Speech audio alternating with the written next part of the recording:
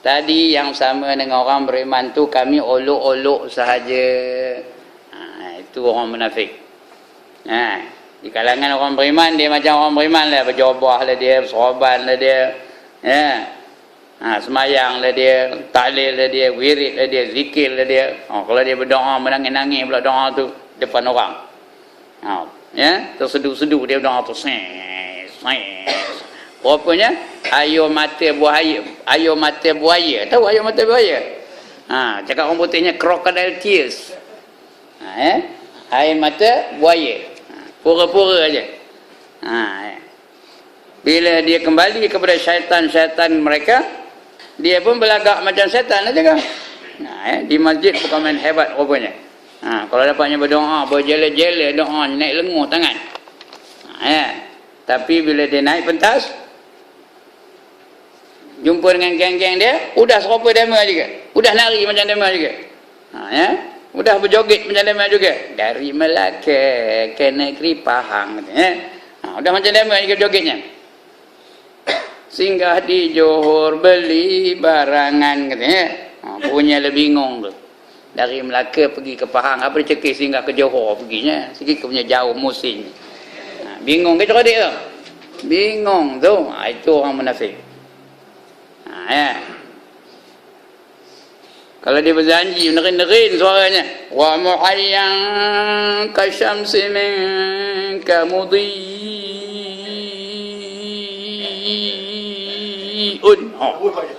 Punya dia panjang.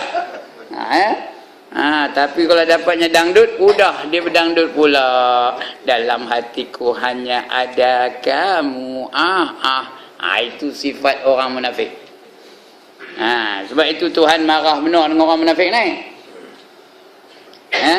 Munafik itu di mana tempatnya? Tuan Imam, mana tempatnya? Di neraka yang bawah sekali. Kenapa bawah sekali? Kenapa neraka yang di bawah sekali? Kerana neraka tu lagi ke bawah, lagi panas, lagi ke bawah, lagi panas. Yang terkebawah adalah yang terpanas. Itu sebab tempatnya di bawah sekali dalam neraka. Innal munafiqina fid darkil asfali minan nar, kata Allah dalam Quran. Sungguhnya orang munafik itu ditempatkan di tingkatan yang terkebawah di dalam neraka. Kerana Allah marah benar dengan orang munafik itu.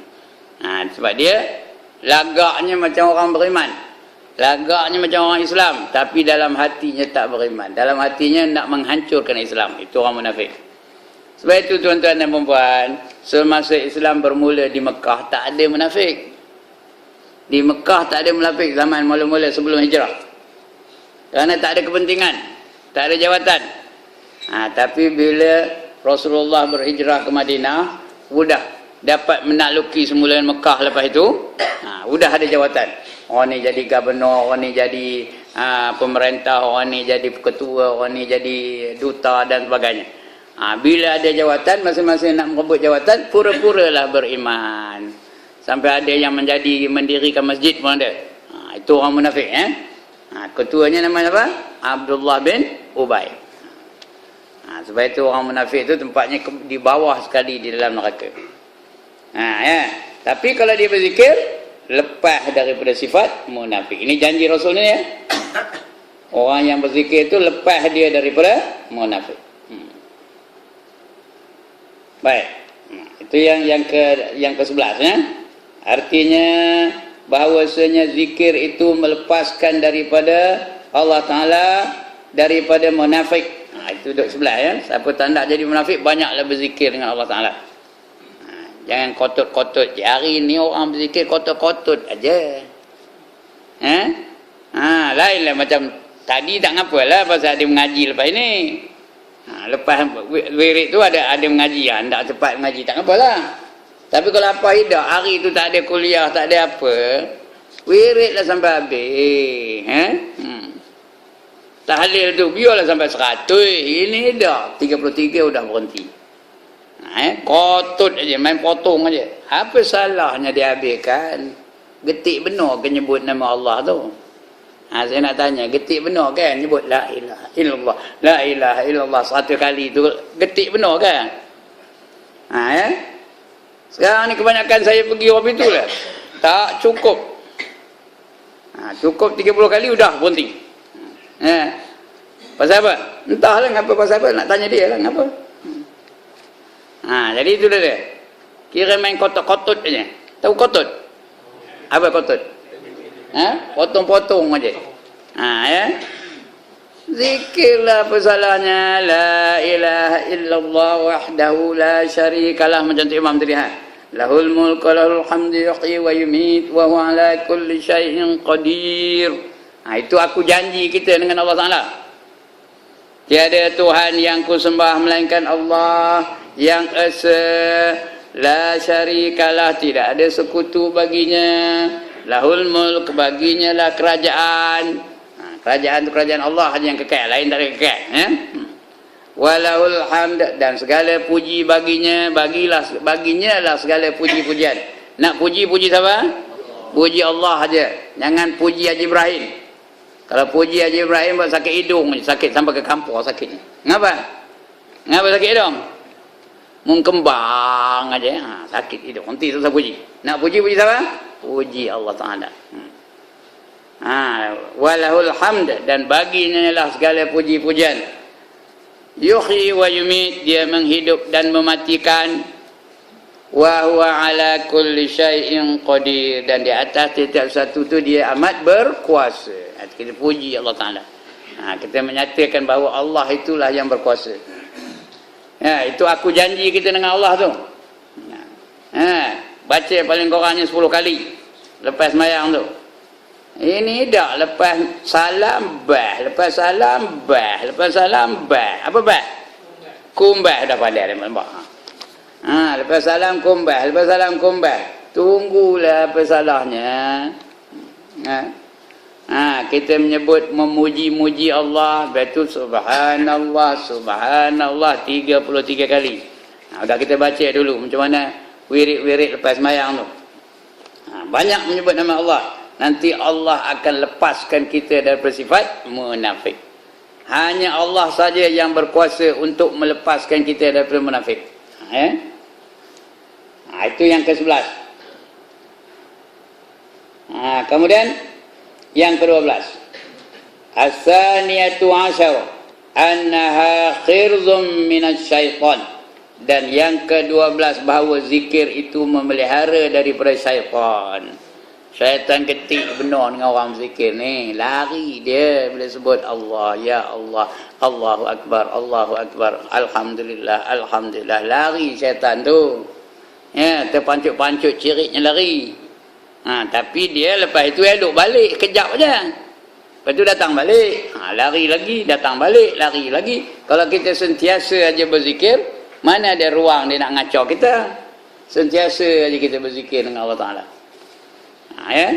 Kerana berzikir ni adalah penghalang bagi diri dia daripada digodai oleh syaitan. Kalau tak berzikir, kalau diam aja, syaitan akan ganggu kita. Macam majlis inilah, majlis ilmu ni. Syaitan duduk diam ke ni? Tuan-tuan? Syaitan duduk diam aja ke dalam majlis ilmu ni? Tak, dia akan cuba ganggu juga. Saya dah cerita banyak kali dah ya. Mula-mula dia bawanya apa? Dah lupa tu, penat ngabur yang itu. Mula-mula dia bawanya apa? Dibawanya celak. Bila kena celak syaitan macam? Mulalah nganggu aja depan ustaz tu. Setuju aja lah dia. Ada tak yang dah kena celak syaitan? Tengok ke kanan, ada tak? Yang nyandor-nyandor tengok, ada tak? Tak berjaya dengan itu, dia balik ke? Fras ke dia? Dia kecewa ke? Dia bawanya senjata lain, apa senjatanya? Apa maknanya? Gincu. Gincu bubuh tang mana?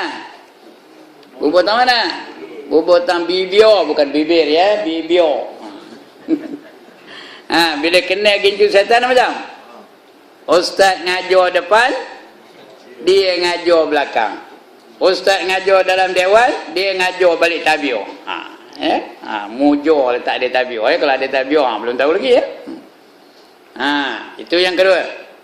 Tak juga berjaya. Kejap ni nampak antara berjaya lagi syaitan tu. Atau kecewa ke syaitan tu? Tak, dia akan bawa senjata lain.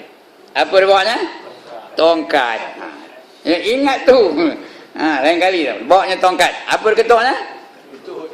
Lutut, peha, siku, bau. Belakang dia ketuk-ketuknya. Itu yang mula-mula bersilai, betul berselemput, betul silai balik. Rasa-rasa nak melunjur, segan pula ustaz ada depan. Nyudahnya apa buatnya? Bangkit, nepuk perut. Pasanya sakit perut lah tu. Dia pun keluar. Udah keluar apa buatnya? Apa buatnya? Salah, apa buatnya? Ambil motor tu, apa buatnya? Tolaknya ke hampai ke ujung pagar tu. Udah keluar pagar baru start. Terus balik. Berjayalah setan. Jadi hendakkan setan gagal, banyaklah berzikir dengan Allah Subhanahu wa taala ya. Melepaskan daripada Allah taala daripada munafik dan yang ke-12 memelihara daripada syaitan. Yang ke-13 as-salisatu asyara annaha khirzum minan nar. Artinya yang ke-13 bahawa zikir itu memelihara daripada api neraka. Siapa ndak api neraka angkat tangan. Saya nak tengok benar. Mana ke dia orang yang handai benar. Biarlah aku masuk neraka. Tak ada aku, siapa lagi nak masuk neraka. Angkat tangan. Api neraka tu paling komannya, paling lemahnya, paling sikit kuasanya 70 kali ganda lebih dahsyat daripada sekuat-kuat api dunia. Faham kenyataan ini? Paling lemah api neraka berbanding dengan sekuat-kuat api dunia. Api neraka yang lemah tu 70 kali ganda daripada sekuat-kuat api dunia. Itulah dia api neraka. Neraka tu ada 7, tuan-tuan. Allah sediakan 7 neraka. Yang pertama namanya neraka Jahannam. Yang kedua namanya neraka Jahim. Yang ketiga namanya neraka Saqar. Yang keenam yang keempat namanya neraka Sa'ir. Yang kelima namanya Hawiyah. Yang keenam namanya Khutamah. Yang ketujuh namanya Laza. Lam za ya tak titik. Laza. Ndak yang mana? Ndak yang mana? Mana pun tak ada. Ini lepas daripada neraka. Itu kedahsyatan api neraka tu. Tak ada apa yang boleh tahan. Batu habis hangus, besi habis hancur. Dibakar oleh api neraka. Itulah yang menunggu orang-orang yang derhaka. Menunggu orang-orang yang mempersenda-sendakan hukum Allah. Menunggu orang-orang yang kafir. Menunggu orang yang zalim. Menunggu-nunggu orang yang fasik. Itu neraka. Nak lepas neraka, banyaklah berzikir melepaskan daripada api neraka. Annaha khirzum minan nar. Yang ke-13 bahawa zikir itu memeliharakan daripada api neraka.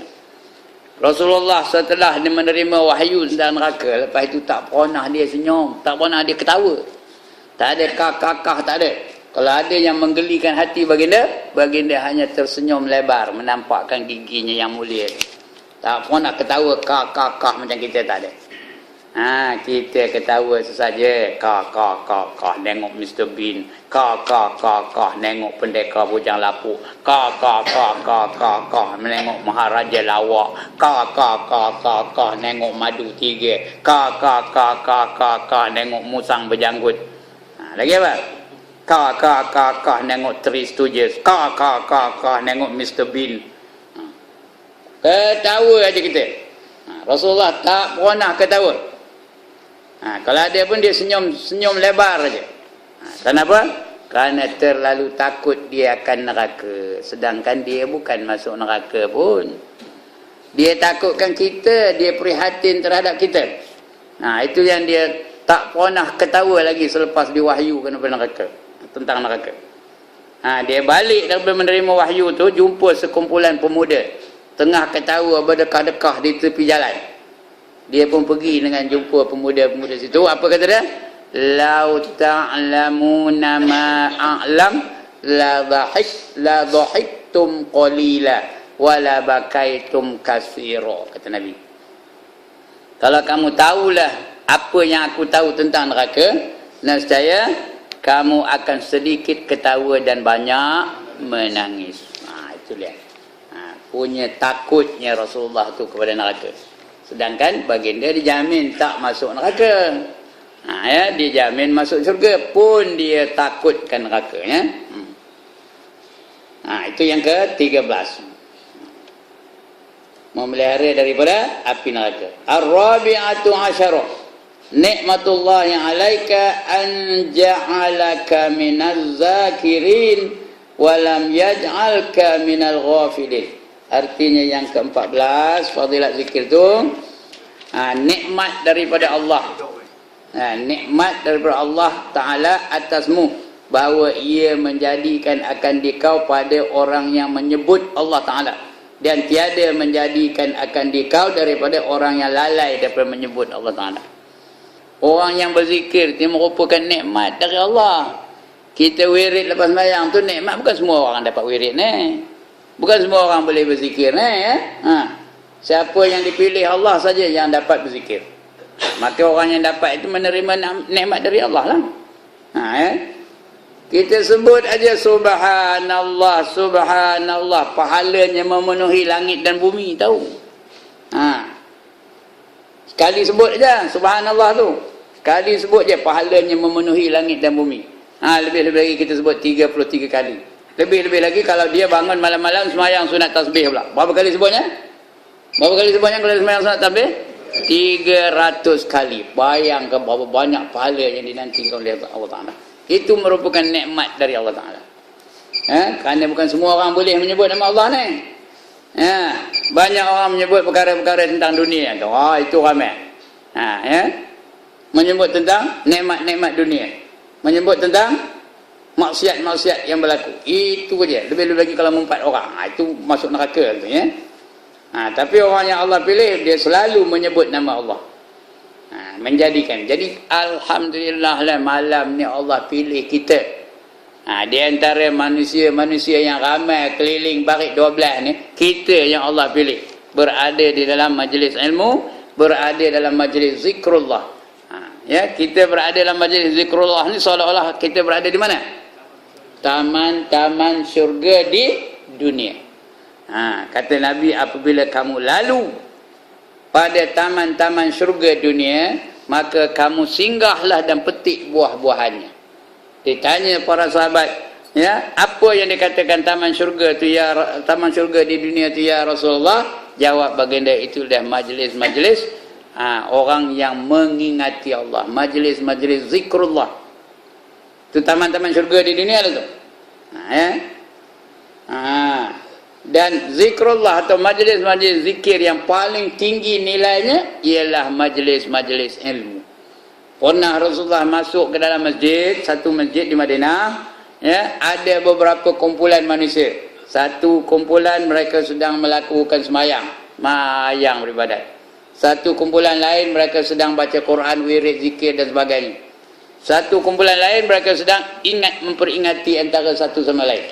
Ada majlis muzakarah antara satu sama lain. Nabi duduk di mana? Di mana dia duduk? Di tempat majlis muzakarah itu. Allah pun suruh, wa zakir, berilah peringatan, kata Allah. Fa inna zikra tanfa'ul mu'minin. Sesungguhnya memberi peringatan itu bermanfaat kepada orang-orang yang beriman. Jadi kita ni alhamdulillah Allah pilih kita. Kalau Allah tak pilih kita, kita tak tahu di mana akan berada kejap. Ke mana agaknya kita berada kejap kalau Tuhan tak pilih kita. Majlis-majlis lain, kalau majlis ilmu juga tak apalah. Takut majlis-majlis lain yang bukan merupakan majlis ilmu yang memberi manfaat. Walaupun ilmu, tapi kadang-kadang tidak memberi manfaat. Kita hendak ilmu yang memberi manfaat. Syukurlah kita kerana kita dipilih oleh Allah. Itu nikmat lah tu. Orang yang boleh berzikir tu orang yang Allah beri nikmat. Itu yang ke-14, ya.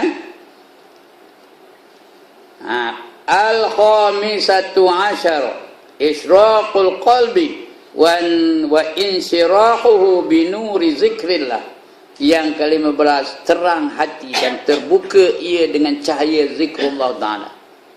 Terang hatinya, dia zikir tu terang, sekali lagi dia zikir tu terang hatinya. Apa erti terang hati, tuan-tuan dan puan-puan? Apa tanda seseorang tu hatinya terang? Lekat dapat, ya? Mudah dapat pelajaran. Bukan mudah dapat pelajaran, mudah menerima kebenaran. Itu terang adil tu. Walaupun kanak-kanak yang duduk sini ngajar, kalau itu kebenaran, hati kita mudah menerimanya.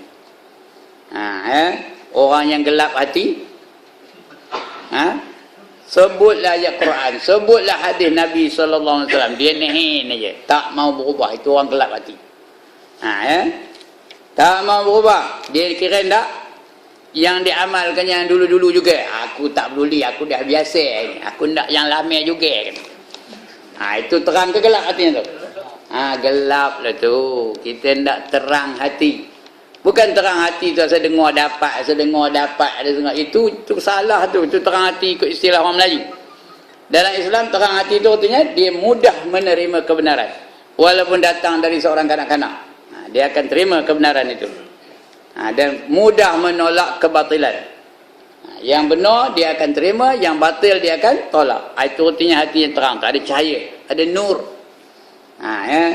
Tindakan nur tu banyak dah berzikir, banyak ingatkan Allah. Kerana kita menyebut nama yang paling mulia sekali. Tak ada yang lebih mulia dari Allah Ta'ala. Dan dia mengeluarkan nur pula tu. Allahu nurus samawati wal ard. Allah lah yang mengeluarkan cahaya dari langit dan juga dari bumi.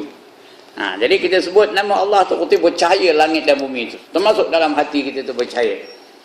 Mudah menerima kebenaran. Lembut hati kita. Terang hati kita. Itu dia. Kemudian yang ke-17. As-sabi'atu asyara annahu jalisullahi ta'ala bila takyifin wala tahdidin liqaulihi ta'ala ana jalisu man zakarani. Yang ke-17 bahawa orang yang berzikir itu iaitu seolah-olah. Ingat ni, seolah-olah. Ya? 16 belum lagi. Minta maaf, sorry ya. As-sadisatu asyara. As-sadisatu asyara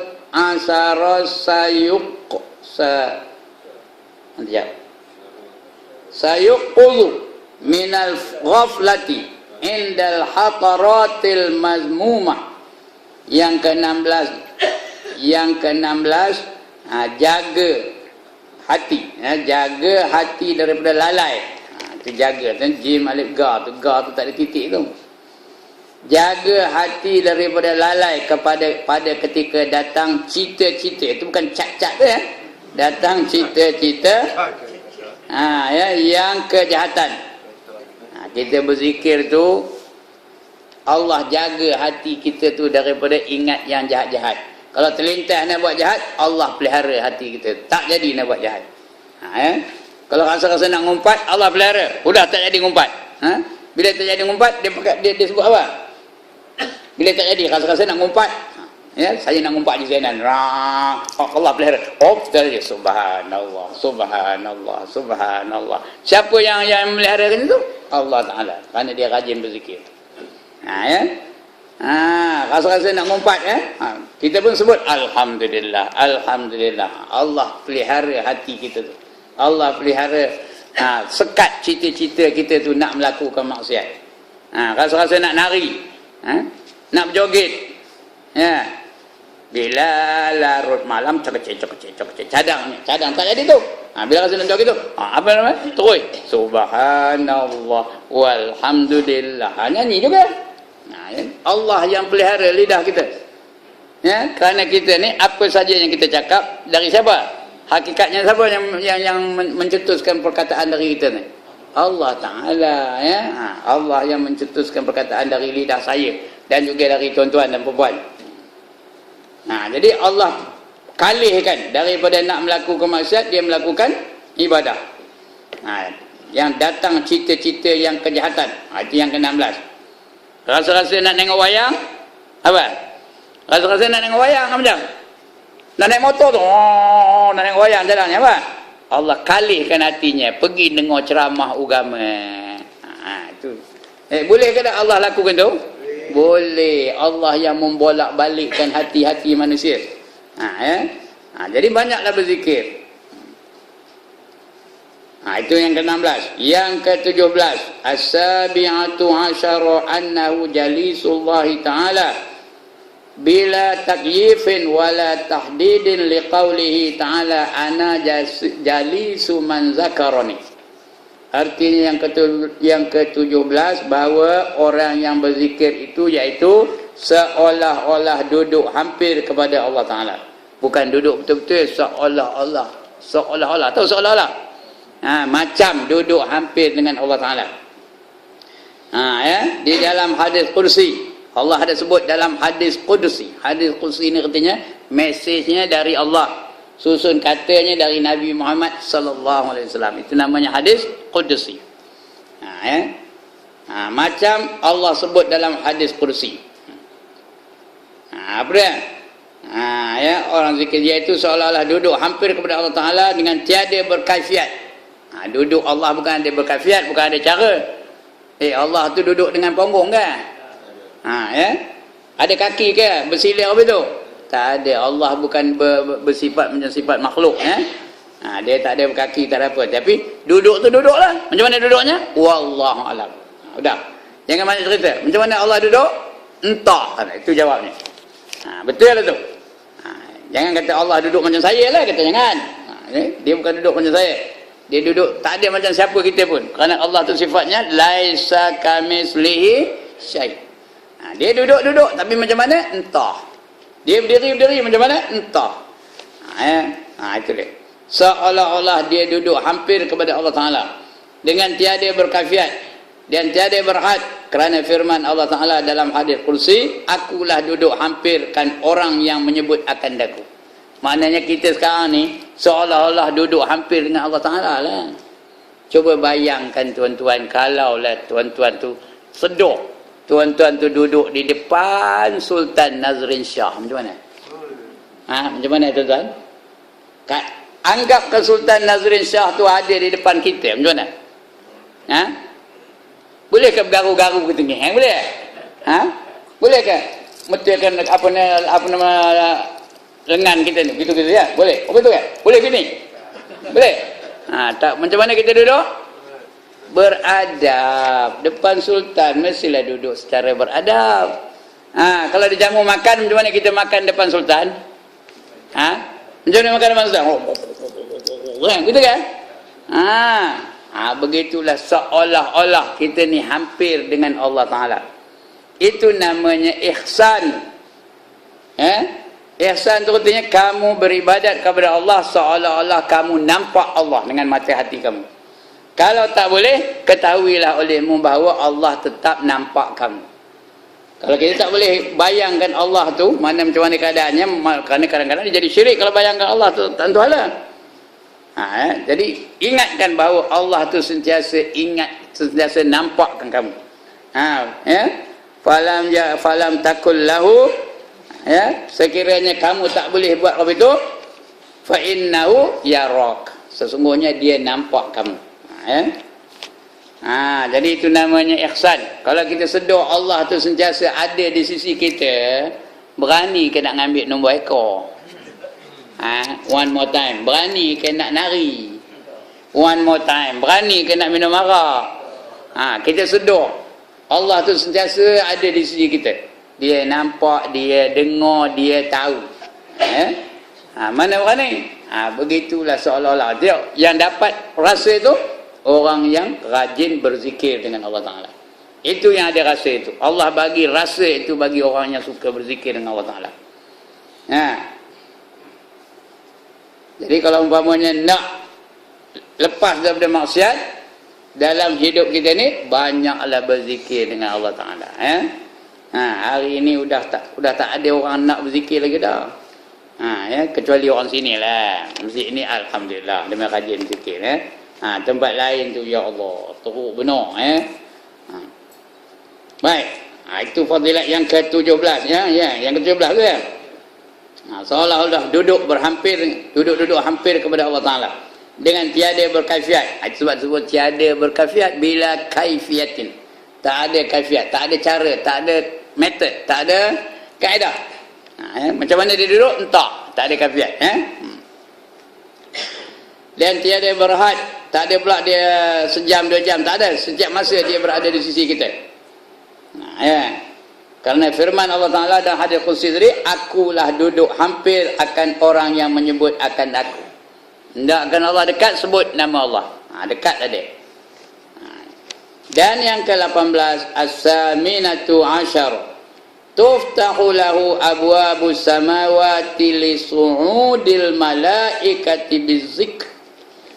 Artinya yang ke-18, dibukakan baginya segala pintu langit kerana menaik malaikat dengan zikir itu. Kita zikir tu dibawa ke langit, tahu zikir kita tu, malaikat bawanya.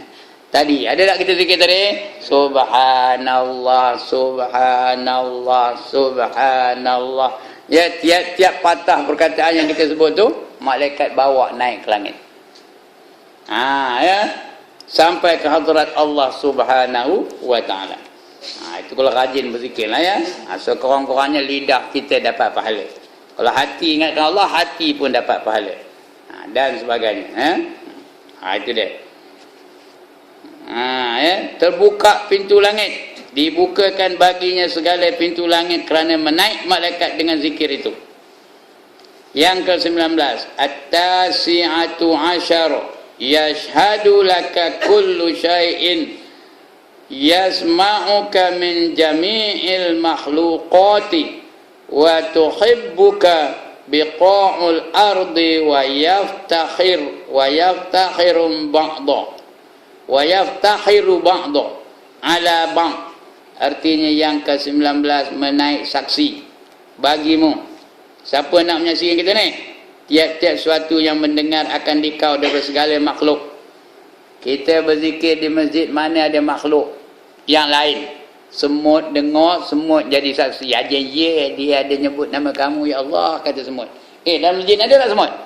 Ada. Banyak ke sikit? Banyak semut. Mereka itulah yang jadi saksi tu. Lalat ada lalat menjadi saksi.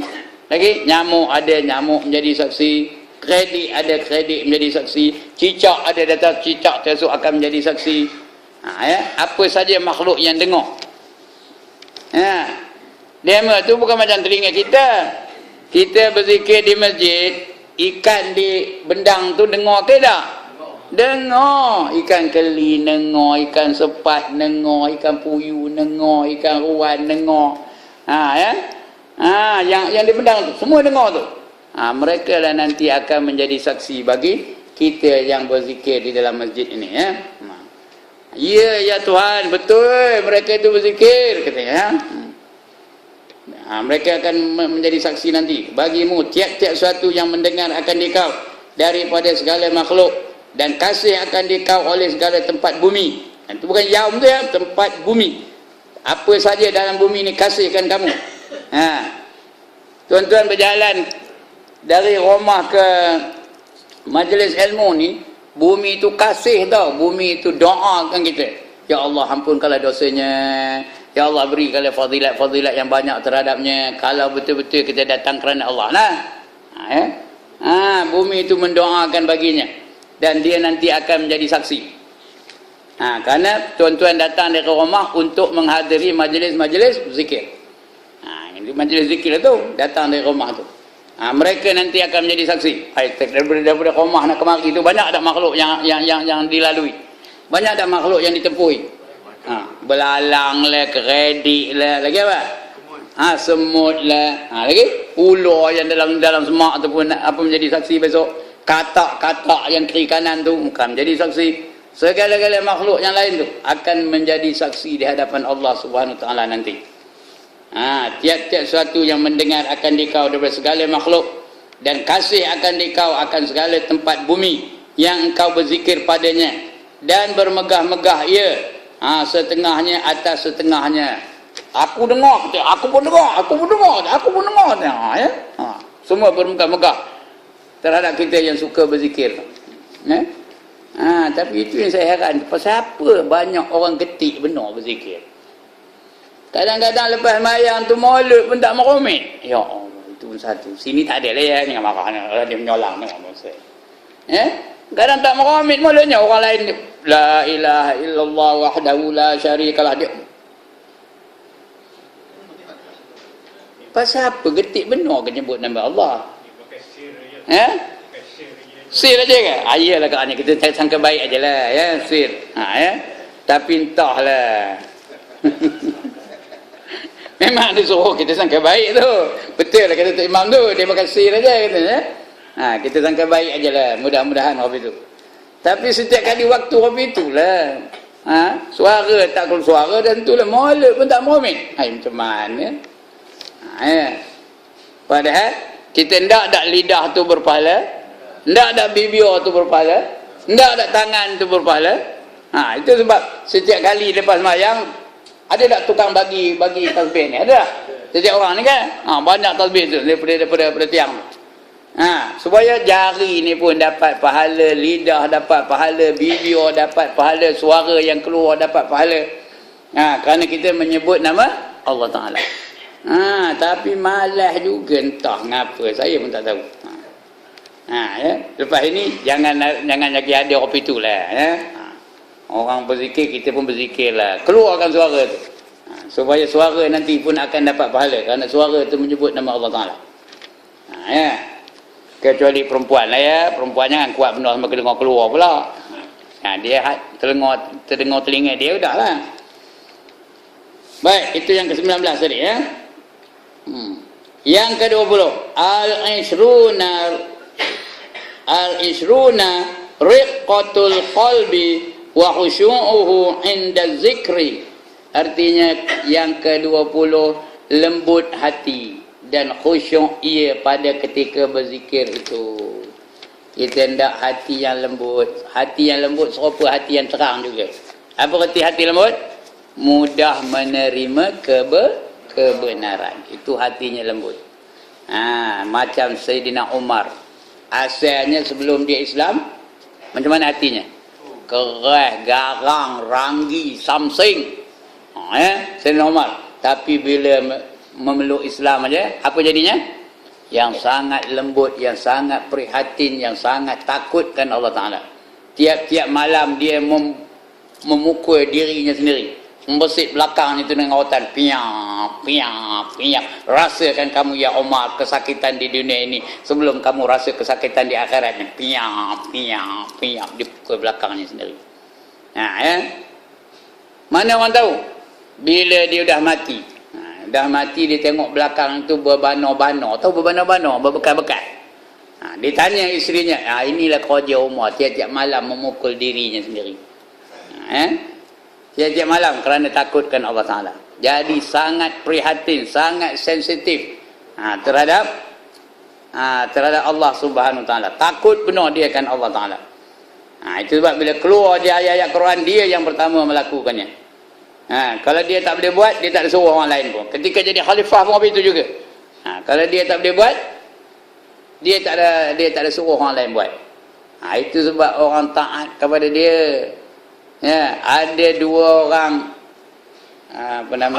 tentera dari Palestin, tentera dari Rom, datang nak jumpa dengan Umar ketika dia menjadi khalifah. Itu utusan dari Rom nak berjumpa dengan Umar. Adalah dia orang nak bincang. Dia mencari mana Umar, tolong tunjukkan aku mana Umar, katanya. Kata dia. Orang pun tunjuk kepada seorang lelaki yang sedang tidur atas pasir. Ada ke pernah khalifah tidur atas pasir? Piun pun tak pernah tidur atas pasir. Ini ada seorang tu tidur atas pasir di bawah pokok. Pada badannya penuh semut ngurung. Dihurung di anu oleh semut, tak ada gigit dah semut tu. Jalan-jalan atas badan. Ditunjuk orang. Inilah dia yang kamu nak cari Umar ni, kata ngabur pada rombongan daripada Rom tu. Utusan dari Rom tu. Kata di utusan pada Rom tu, komen janganlah nyender-nyender aku. Kata, ini bukan orang yang aku cari ni, kata dia. Aku nak mencari khalifah kamu, aku kan nak mencari orang tengah tidur ni, kata. Inilah dia kamu nak cari, kata. Aku nak mencari orang lain, bukan nak mencari dia, kata dia utusan tu. Kerana dia tak sangka khalifah boleh tidur kopi tu. Diurung di semut badan. Bertengkar-tengkar lah, tengah bertengkar-tengkar tu sedar, berterjagalah Umar. Dia pun bangkit, pun dia tanya, apa komen riuh ni, katanya. Ya, jawab dia, tentera dia, ini dua orang ni dia tak percaya kamu ni Umar, katanya. Dia ingat kamu ni entah kuli-kuli mana, hamba-hamba mana. Dia tak percaya kamu ni Saidina Umar, kata. Aku tunjuk dia tak percaya, kata. Kata dia orang Rom tu, ya ke kamu ni khalifah? Lah, kata Umar. Pandai Umar tu cakap orang kampung gajah tu. Lah, kata. Akulah Umar, katanya. Heran aku, kata dia, utusan daripada Rom tu. Macam mana tentera-tentera kamu boleh begitu taat dengan kamu?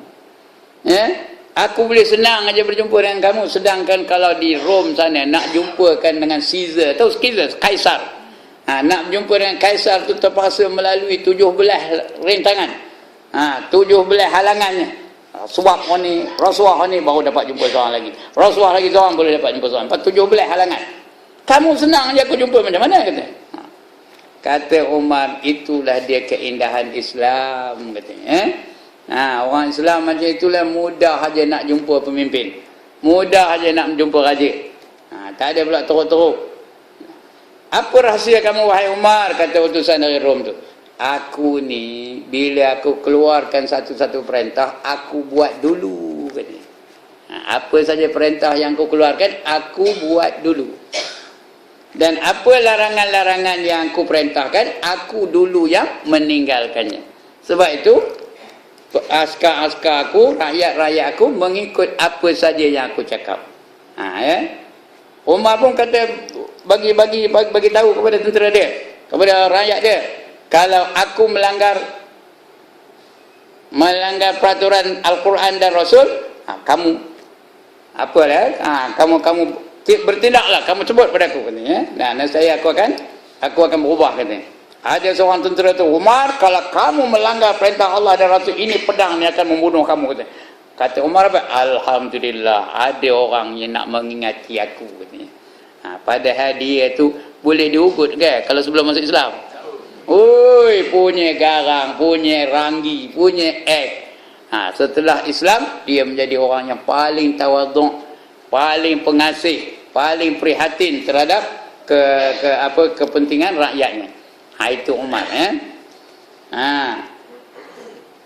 Pasal apa? Dia sentiasa sedar Allah itu bersama-sama dengannya. Jadi itu dia. Lembut hatinya dan khusyuk ia pada ketika berzikir itu. Itu yang ke-20 ya. Lembut hatinya. Kita ni lembut ke keras? Tuan-tuan ni lembut lah. Alhamdulillah lah ya. Lembut lah tu. Dan tak datang ngaji malam ni kira lembut lah tu. Alhamdulillah lah. Padahal yang ngajar ni bukan ulama pun. Dah pindah juga dia mendengar. Alhamdulillah. Yang ngajar dia ni siapa? Siapa yang ngajar dia? Ya Allah, tak kenal ke dia? Siapa? Ibrahim Ustaz tu siapa? Ustaz ke? Bukan. Dia apa? Dia cikgu. Tapi ngajar ndak juga dia mendengar. Alhamdulillah. Kenapa? Lembut hati. Kerana dia ngajar tu adalah kebenaran. Dia bukan ngajar benda batil. Dia mengajar kebenaran. Mau juga dia datang. Alhamdulillah. Itu tanda lembut hati lah tu. Kalau orang keras hati tak kusiar dia. Bukan ustaz ni. Tak kusiar dengar. Getik aku tengok ni pun ni. Ada tak orang apa tu? Ada. Ya. Tadi ada sahabat cerita. Ustaz Sulaiman bila dia pergi ke satu tempat tu, lari belakang Demel. Ya. Demel bukan kita ya, Demel tu kita. Dia pergi ke satu tempat tu, saya sebutlah mana rampai. Tuan-tuan pun tahu dah mana ya. Habis semua balik. Lepas maghrib habis cabut. Tinggal orang kita je kata dia. Orang kita tahu kan? Padahal mana ada ustaz-ustaz ngajar yang menyebut, ada ke? Ya, yang menyebut parti ada ke? Saya ngajar sini berapa tahun dah? Ada pernah saya seru manusia, kamu janganlah ikut orang tu, ada tak? Ya? Ikut sajalah arahan PAS. Saya ni orang PAS ya. Kabur benar senang je. Ada kan nyebut nama PAS, UMNO sini? Tak ada. Kita menceritakan kebenaran. Tapi orang yang prejudis dia apa? Sensitif benar. Nampak jawab soalan ni tak lain orang PAS ni katanya. Padahal kita menyebut kebenaran je. Kita baca hadis Nabi. Percaya lah. Idak lah. Yang kita baca hadis Nabi. Ngumpat orang aja ustaz tu katanya. Memanglah orang dia umpat. Sebab yang tak semayang tu orang. Yang tak nakkan Islam tu orang. Yang tak nakkan hudud tu lembu ke? Yang tak nakkan hudud tu apa? Khabar. Orang ke khabar? Orang. Itu yang dia terasa tu ya. Sampai masuk